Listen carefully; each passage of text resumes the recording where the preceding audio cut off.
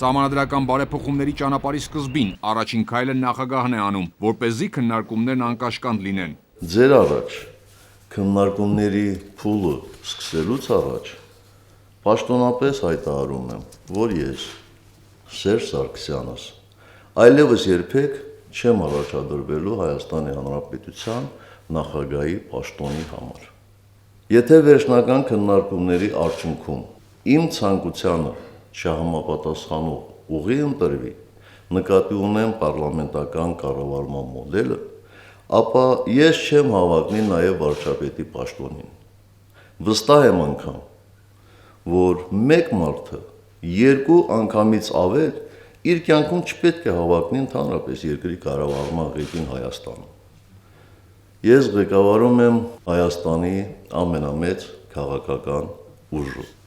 Հայաստանի Հանրապետական կուսակցությունը։ Եվ ինչպիսի սահմանադրական կառուցակարգերի վրա էլ ի վերջո կանգ առնեք, Հայաստանի Հանրապետական կուսակցությունը այդ կանոններով կշարունակի իր ծանրակշիռ ու որոշիչ դերակատարությունը Հայաստանում։ Ամենայն դեպս մենք վստահորեն այդ ճանապարհով ենք գնալու։ Ես ասում եմ, քանի որ գիտակցում եմ սահմանադրության դերն ու ժողովրդավարական ավանդույթների կարևորությունը մեր երկրի համար։ Դա շատ ավելի կարևոր է, քան հնարավոր բոլոր վայ շահարկումները, որոնք պարզապես թեթևամտության ժանրից են ուղղակի։ Եվ ես ասում եմ այսօր, որպես սահմանադրական բարեփոխումների գործընթացի իրականացման ազատության երաշխիք ու նաև ազատ գործելու երաշխիք ձեզ համար։ Նախագիծը կազմելիս մասնագետները ուսումնասիրել են սահմանադրաիրավական իրավիճակը երկրում ու միջազգային արդի փորձը։ Առանցքային խնդիրներից մեկն ըստ հանձնաժողովի պետության կառավարման ձևի բարեփոխումն է։ Այս հարցում դեռևս վերջնական մոտեցում չկա։ Նախագծով չի նախատեսվում անցում կատարել խորհրդարանական համակարգին։ Նախագծով առաջին հերթին նախատեսվում է բարեփոխել գործող համակարգը։ Համաձայնեցինք հանձնաժողովը, որ որպես այլընտրանք ներկայացնել նաև պարլամենտական համակարգի պայմաններում տվյալ խնդիրների հնարավոր արդյունավետ լուծման տարբերակներ։ Պետության ղեկավարը վերահաստատում է կառավարման մոդելի վերաբերյալ նախկինում հնչեցված դիրքորոշումը։ Մեր երկրի համար գոնե թե զարգացման ներկա փուլում գործող կառավարման մոդելը առավել ընդունելին է։ Ամենայն դեպս ես այդպես եմ կարծում։ Ինչևէ, գտնում եմ, որ մասնագիտական հանձնաժողովի կողմից բարձրացված այս հարցը ի թիվս այլնի պետք է դառնա հանրային քննարկումների առարկա։ Սակայն կարևոր է նաև նկատի ունենալ, որ քաղաքական երանգ ունեցող հարցերին վերջնական գնահատական տալուց չպետք է անտեսվեն կամ թերագնահատվեն մեր երկրի քաղաքական ուժերի մոտեցումները։ Նախագահը կարևորում է մասնագետների, քաղաքացիական հասարակության և քաղաքական ուժերի մասնակցությամբ անցկացվելիք հանրային քննարկումները։ Սա կարևոր է հավասարակշռված որոշումներ ընդունելու համար։ Մենք միասին պետք է կարողանանք իրավիճակային կամ ցանկացած մարդու ու ցանկացած քաղաքական ուժի շահերից վեր լուծումներ ամրագրել, քանի որ դա վերաբերում է մեր երկրի զարգացման ընթացքին, վերաբերում է ապագային։ Մարդիկ էլ, քաղաքական ուժերն էլ,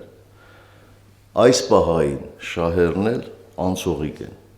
սահմանադրությունը սերունդների համար է։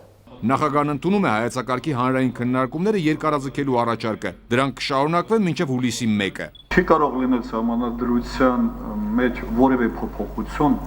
նույնիսկ որևէ ստորակետի փոփոխություն, որը համակողմանի հիմնավորված չլինի։ Ավելի երաշխավորված մարդու իրավունքներ և ազատություններ, ավելի արդյունավետ դատական իշխանություն, պետության կառավարման ավելի հստակ մոդել ու ընտրությունների անցկացման կարգ, 18 նիստ, 2 քննարկում Վենետիկի հանձնաժողովի մասնագիտական խմբի հետ։ Արդյունքում պատրաստ է սահմանադրական բարեփոխումների 45 էջանոց հայեցակարգի նախագծի նախնական տարբերակը։ Ընտրական համակարգի վերաբերյալ առաջարկներ են հնչել, չեղյալ համարել նախագահի ու պատգամավորի թեկնածուներին վերաբերող կեցության ցենզը։ Մենք ձեռնպահ ենք մնացել այդ փոփոխությունների առաջարկություններից, ելնելով այն հանգամանքից, որ կապվածություն թե քաղաքական առումով, թե իր կենսական շահերով Հայաստանին կարևոր է նման պաշտոններ զբաղեցնելու համար։ Ուստի եթե մնում ենք նույն կառավարման համակարգում, ապա Հանրապետության նախագահի համար կշարունակի գործել վերջին 10 տարում Հայաստանի Հանրապետության քաղաքացի հանդիսանալու եւ մշտապես բնակվելու ցենզը, իսկ падգամավորի համար համապատասխանաբար 5 տարի։ Դատական իշխանությանն առնչվող խնդիրները նախագահի համոզմամբ պետք է քննարկվեն հենց այդ համակարգի ներկայացուցիչների հետ։ Հայեցակարգի նախագիծը Արդարադատության նախարարության կայքում է։ Հանձնաժողովը մեկ շաբաթ կսպասի առաջարկների, հաջորդ ուրբաթ նիստ կհրավիրի եւ կորոշի հանրային քննարկումների ձևաչափերը։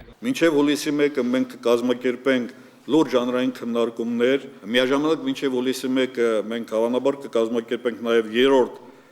վերջնական այս փուլի քննարկումը Վենետիկի հանձնաժողովի փորձագետների հետ,